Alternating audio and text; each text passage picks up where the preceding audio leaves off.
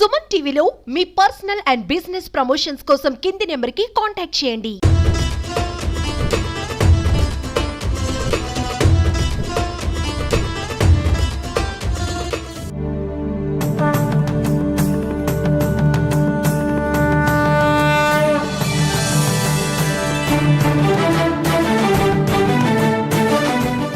నమస్కారం, welcome to temple tour with Geetanjali. ఇవాల్టి కార్యక్రమంలో మనం దర్శించుకోబోతున్న ఆలయం 11 వారాల పాటు 108 ప్రదక్షిణలు చేస్తే చాలు ఎటువంటి కోరికనైనా తీర్చే ఆ బొజ్జ గణపయ్య మందిరానికి వచ్చేసాను. జహీరాబాద్ నుంచి పటాన్ చెరువు వెళ్లే రూట్లో మెయిన్ రోడ్లోనే రుద్రారం దగ్గర మనకి ఈ దేవాలయం కనిపిస్తుంది.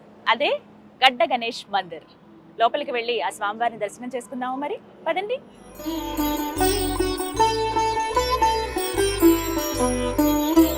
మహోత్కటాయ విద్మహే వక్రతుండాయ ధీమహి తన్నో దంతి ప్రచోదయాత్.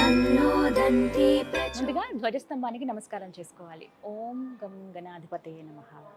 ఇక్కడ ఎన్ని స్లిప్పులు ఉన్నాయో చూసారా? అలాగే ప్రదక్షిణ చేస్తున్న ప్రతి వారి చేతిలో కూడా మనం ఆ స్లిప్పులు చూస్తున్నాం.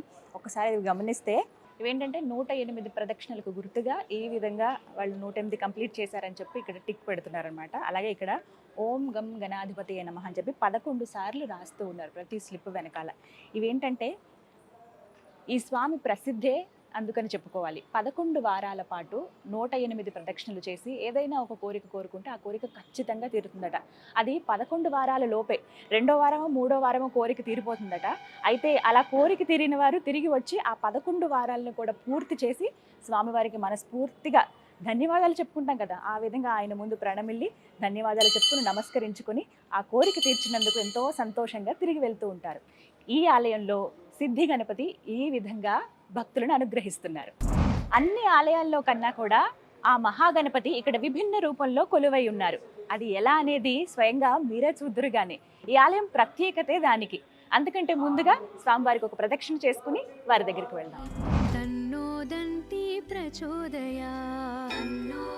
గణేష్ గడ్డ సిద్ధి గణపతి దేవాలయంలో మహావినాయకుడు సింధూర వర్ణంలో కనిపిస్తూ ఉంటారు.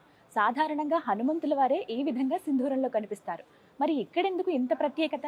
ఈ వివరాలన్నీ ఆలయ పూజారి గారి మాటల్లో వెళ్ళి తెలుసుకుందాం. శాస్త్రంలో సింధూరము హనుమంతుడికి 2 చోట్లే చెప్పారు. ఒకటి ముఖానికి, మూతికి మాత్రం, ముఖం కూడా కాదు, మూతికి 2 పృష్ఠభాగం, తోక ఉన్న చోట. ఇవి 2 చోట్లే హనుమంతుడికి శాస్త్రంలో చెప్పింది. కానీ సింధూరంలో నుంచే వచ్చిన వాడు గణపతి. అమ్మవారి ఒంటిపై ఉన్న మనము పసుపు ముద్ద, అంటే అప్పుడు అమ్మవారు ఆ పసుపు ముద్దలతో పాటు వారు కేసర వర్ణం, అంటే మనము కాశ్మీరపు మన దానిని ఇప్పుడు ఏమంటారు, కుంకుమ పువ్వు, ఆ వర్ణంలో ఉండేవారు. ఆ పసుపులో అది కలిసేసరికి ఈ వర్ణం ఏర్పడింది. అయితే గణపతికే పూర్తిగా సింధూర వర్ణం. మన ప్రాంతంలో మనము చూడము, కానీ కర్ణాటక, మహారాష్ట్ర ప్రాంతంలో వాళ్ళు పూర్తిగా గణపతికే సింధూరం ప్రధానంగా నమ్ముతారు. హనుమంతుడికి తర్వాత ఇంకా కాలమానం ప్రకారము వేరే ఉద్దేశంతో వచ్చింది. కానీ శాస్త్రంలో ప్రాతస్మరామి గణనాథ మనాథ బంధు సింధూరపూరితం అని అంటే ఈ సింధూరంలో ఉన్న గణపతిని లేవగానే ఎవరైతే దర్శనం చేసుకుంటారో ఆ రోజు వారికి వచ్చే గండాలు తీసేస్తాడు అని శాస్త్రవచనంలో ఒక నానుడు ఉంది. కనుక సింధూర వర్ణంలో ఉన్న గణపతిని ఎవరు దర్శించుకుంటారో వారికి ప్రతినిత్యము మంగళం జరుగుతుంది. అలాగే మీరు చూస్తున్న ఈ సింధూర వర్ణం రావడానికి గల కారణం మదనానంద సరస్వతి స్వామివారి మహాత్యం. ఎందుకంటే బీజాక్షర శక్తి అంతా పెట్టారు, అది కనపడకూడదు. కనుక ఆ శక్తిని తట్టుకోవడానికి ఏదైనా ఉంది అని అంటే కలియుగంలో సింధూరానికి మాత్రమే అంత శక్తి ఉంది. కనుక ఇక్కడ ఎవరైతే అభిషేకం చేసుకొని సింధూర లేపనం చేసుకుంటారో, ఈ సింధూరం వారు ప్రతినిత్యము తిలక ధారణ చేస్తారో, విద్యకు సంబంధించింది కానీ సంకటాలకు సంబంధించింది కానీ అన్నిటి నుంచి విముక్తి పొందుతారని వారి తపఃఫలంగా మనందరికీ స్వామివారు అందించిన సింధూర వర్ణంలో స్వామివారిని ఎవరైతే ప్రతినిత్యం దర్శించుకుంటారో వారి కోరికలు తప్పకుండా సిద్ధిస్తాయని నానుడు. ఆ శక్తి నుంచి అది కాపాడుతుంది. కనుక ఆ శక్తిలో ఉన్నది మనము ధరించుకుంటే మనకు ఎటువంటి అన్యేతరమైన శక్తులు మనను అంటే దుష్ట శక్తులు ఇబ్బంది పెట్టవు కనుక సింధూర వర్ణం స్వామిని దర్శించుకుంటే తప్పకుండా వారికి రక్షణ ఉంటుందని నా అనుభవం. ఎన్ని అడుగులు వెడల్పుతో స్వామివారి దర్శనం ఇస్తారండి? అంటే మనము ప్రతి సంకష్టహర చతుర్దశికి వారి పెరుగుదలను చూడొచ్చు. పెరుగుతారా స్వామి?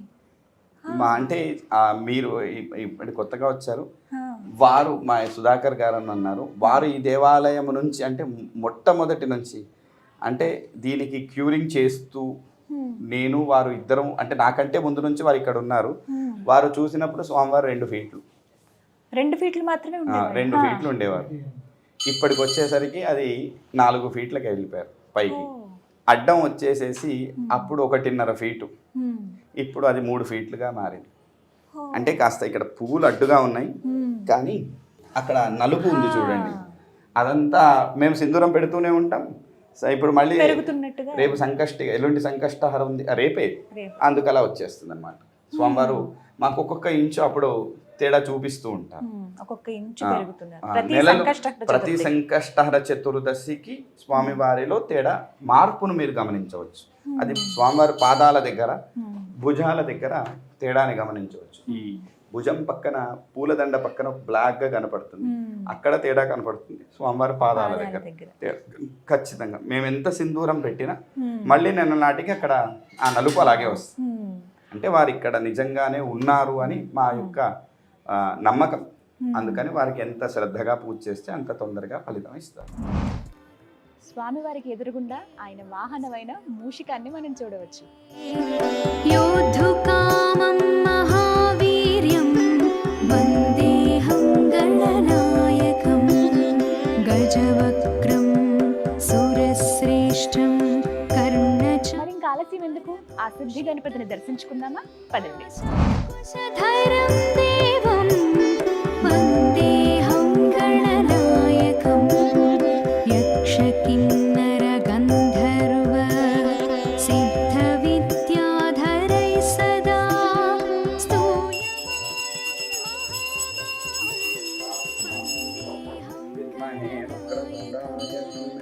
अंबिका हृदयानन्दं मातृभिः परिवेष्टितं भक्तप्रियं मदोन्मत्तं. ఆ బొజ్జగణపయ్య దివ్య మంగళ రూపాన్ని చూశారు కదా, ఎంత చక్కగా ఉన్నారో స్వామివారు. నిజంగా సింధూర వర్ణంలో అలా మెరుస్తూ ధగధగా కనిపిస్తూ ఉన్నారు. ఎంత దేదీప్యంగా ఉన్నారు. ఆ కళ్ళు, అలాగే ఆ తొండం కానీ ప్రతి ఒక్కటి అద్భుతంగా ఉంది. స్వామివారికి పెద్ద కిరీటం నిజంగా చాలా అద్భుతం. ఎన్ని మాలలు వేశారు, ఆ మాలలన్నింటి మధ్యలో పై పంచలు అంటే పై కండవాలు ఇలా కప్పారు. స్వామికి నిండుగా కనిపిస్తూ ఉన్నారు ఆ రూపం అంతా కూడా. ఇక్కడ మరొక విశేషం ఏంటంటే ప్రతి సంకష్టహర చతుర్దశికి స్వామివారు ఇంతింతగా పెరుగుతూ ఉన్నారు. ఈ వినాయకుడి విగ్రహం పెరుగుతుందని చెప్పుకోవాలి.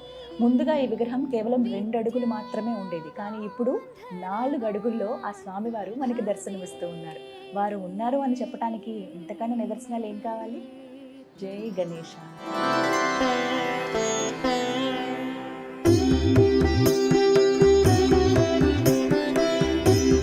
అలాగే ఇక్కడ ఇంకొక ప్రత్యేకత ఏంటి అని అంటే స్వామివారు కేవలం మనమందరమే కాదు, అంటే మీరందరూ కాదు, నేను కూడా ఆ శివయ్యకు భక్తుణ్ణే అని చెప్పేందుకు గుర్తుగా వారి కుడి చేతిలో శివలింగం కనిపిస్తుంది. ఒక్కసారి చూడండి. ఇక మరో చేతితో తొండంతో ఆ లడ్డూని అంటే ఆ మోదకాన్ని ఆయన పట్టుకుని ఉంటారు. అలాగే భుజాలకు నాగుపాము మనకి 2 చోట్ల దర్శనమిస్తూ ఉంటుంది. అలాగే స్వామివారి కళ్ళు చాలా చాలా ప్రత్యేకం ఇక్కడ. అలాగే ఇక్కడ ఇంకొక విశేషం ఏమిటంటే స్వామివారి నామాలు ఉన్నాయి చూసారా, అడ్డనామాలు. వాటి వెనుకగా నిజంగా విగ్రహానికి ఒక గుర్తు కూడా ఉంది. అదేమిటి అనంటే సుబ్రహ్మణ్య స్వామి చేతిలో ఒక ఆయుధం ఉంటుంది. ఆ ఆయుధం తిరగేసి పెడితే ఏ విధంగా ఉంటుందో అలా స్వామివారికి ఇక్కడ నామం లాగా ఏర్పడింది. గమనించండి.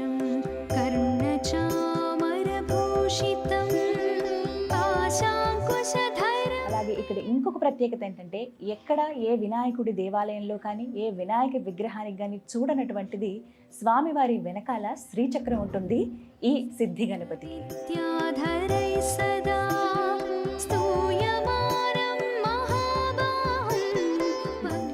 అంటే ఈ విగ్రహం ప్రత్యేకత ఏమిటో తెలుసా? చేతిలో శివలింగం అంటే నాన్నగారు, వెనకాల శ్రీచక్రం అంటే వారి అమ్మగారు, మరోవైపు నుదుటన సుబ్రహ్మణ్య స్వామి ఆయుధం అంటే వారి అన్నగారు. ఈ విధంగా మొత్తం అందరి శక్తిని ఆయనలోనే చూపిస్తారనమాట. నమో గణేశ. సిద్ధి విద్యా గణపతిగా ఈ గణేష్ గడ్డలో స్వామివారు వెలిసి ఉన్నారు. కోరిన కోరికలు తీరుస్తూ ఎంతోమంది భక్తులకు తనున్నానంటూ ఒక అభయ హస్తం ఇస్తున్నారు ఈ సిద్ధి విద్యా గణపతి. జై గణేష్. ప్రతి ఉదయం 6 గంటల నుంచి మధ్యాహ్నం 1 గంట వరకు, అలాగే సాయంత్రం 4 గంటల నుంచి రాత్రి 8 గంటల వరకు స్వామివారు భక్తులకి దర్శనమిస్తారు. ఓం నమః శివాయ, ఓం నమః శివాయ,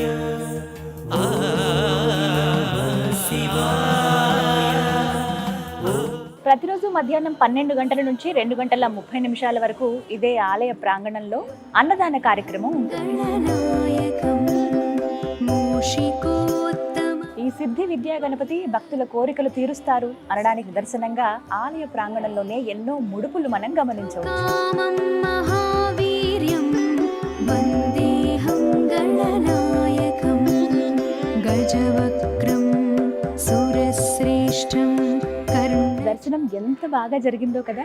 ఆ స్వామి రూపం ఇంకా కళ్ళల్లోనే ఉంది. మళ్ళీ మళ్ళీ వెళ్ళి దర్శించుకోవాలని ఉంది. అంత అందంగా ముద్దుగా నిండుగా కనిపిస్తున్నారు ఆ సిద్ధి విద్యా గణపతి. యక్ష కిన్నర గంధర్వ సిద్ధ విద్యాధరై సదా స్తూయమానం మహాబాహుం వందేహం గణనాయకం అంబికా హృదయ. ఇదే ఆలయ ప్రాంగణంలో ఎన్నో ఉపాలయాలను కూడా మనం దర్శించుకోవచ్చు. అందులో భాగంగా ముందుగా శివాలయాన్ని దర్శించుకుందాం. ఆ శివయ్య ఎంత చక్కగా ఉన్నారో చూడండి. ఓం నమః శివాయ, ఓం నమః. చాలా చాలా నిండుగా అద్భుతంగా కనిపిస్తుందండి. అంటే ఆ శివయ్య వచ్చి అలా కూర్చున్నారా పానవట్టం పైన అని అనిపిస్తోంది. ఒకసారి ఆ రూపాన్ని చూడండి. పై పంచి ఈ విధంగా వేశారు. మొత్తం మాలలతో అలంకరించారు. విభూతితో స్వామివారిని ఆ లింగం మొత్తం అలంకరించారు. ఆదిశేషు అలా చుట్టుకుని ఉంది స్వామివారికి. మరోవైపుగా త్రిశూలం, ఢమరుకం, రుద్రాక్షలు కనిపిస్తున్నాయి. ఎంత సుందరంగా ఉన్నారు. హరహర మహాదేవ శంభో శంకర. ముందుగా నందీశ్వరుడు చూడండి. స్వామివారి ఆనతి కోసం, అనుమతి కోసం ఎప్పుడు సిద్ధంగానే ఉంటారు. శివోహం శివోహం చిదానంద రూపః శివోహం శివోహం. ఆ శివయ్య ఇక్కడుంటే పార్వతమ్మ కూడా చెంతనే ఉంటుంది కదా. అగో అమ్మవారిని దర్శించుకోండి. మా జగన్మాత ఎంత చక్కగా ఉన్నావు తల్లి.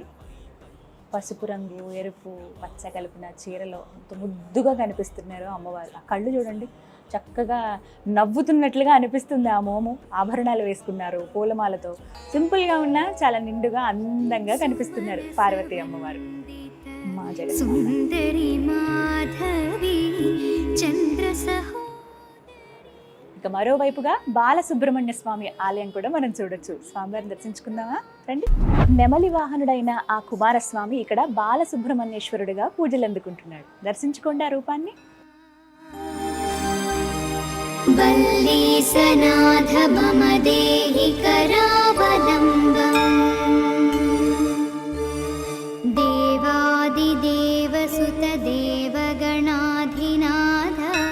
అత్యంత శక్తివంతుడైన బలశాలి అయిన ఆ ఆంజనేయుడు ఇదే ఆలయ ప్రాంగణంలో పంచముఖ హనుమాన్గా భక్తులకు దర్శనమిస్తున్నారు. చూడండి ఆ రూపం ఎంత అందంగా ముద్దుగా కనిపిస్తున్నారు. సతి అంజనా దేవి వరభాగ్యమయీ జనించిన ఆంజనేయా నమో గతివాయుదేవునికి. చూశారుగా, ఓ భక్తుడి కోసం స్వయం ప్రకటితమయ్యి కోరిన కోరికలు తీర్చి కొంగు బంగారమై విరాజిల్లుతూ ప్రతి సంకష్టహర చతుర్థకి ఇంచి ఇంచి పెరుగుతూ తన నిదర్శనాన్ని చాటుతూ ఉన్నారు ఆ సిద్ధి గణపతి. ఆ మహాగణపతి దర్శనం మీకు కూడా కలగాలని మనస్ఫూర్తిగా కోరుకుంటూ మరో దివ్య ఆలయ సందర్శనంతో టెంపుల్ టూర్ విత్ గీతాంజలి కార్యక్రమంలో మళ్ళీ కలుస్తాను. అంతవరకు సెలవు. ఓం గం గణాధిపతయే నమః.